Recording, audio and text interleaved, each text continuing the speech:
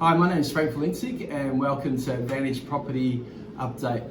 Well, I've been asked for my predictions what's going to happen in the Melbourne property market in 2021, and it's always hard to get the crystal ball out, but I think we're going to see a continuation of the 2020 market where we've really seen a seller's market in the housing sector. So houses with land and backyards are very, very strong. We're seeing some very strong demand from upsizing and downsizing families, as well as first home buyers trying to get into that marketplace.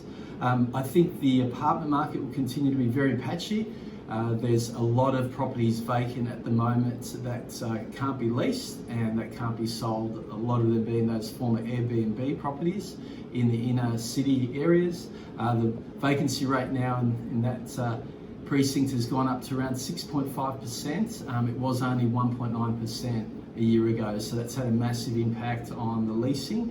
And I know our rental department is working very hard to try and lease properties in the inner cities. So I think units and townhouses will be the in-between a house and an apartment. I think they'll continue to do pretty well as long as they've got some land content, and that's what we're seeing with the villa units being so popular with first home buyers. We're also seeing some downsizers getting into that marketplace as well.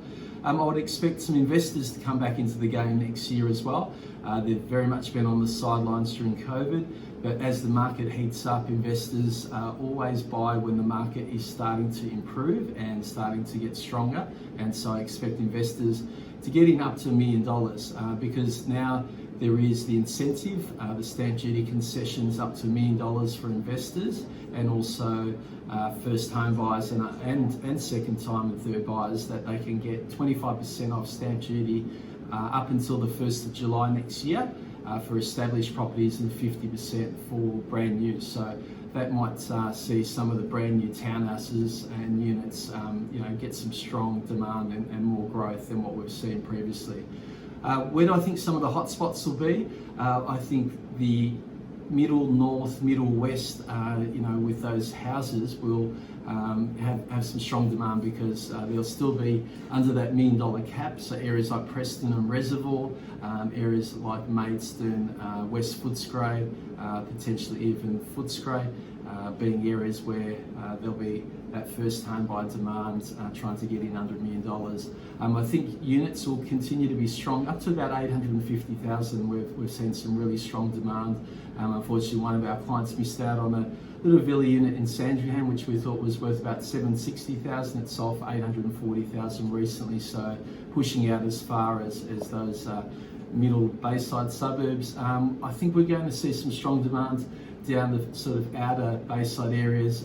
We've missed out on lots of properties in the areas of Dingley Village, Cheltenham, Parkdale and so forth, so there's a lot of demand down there.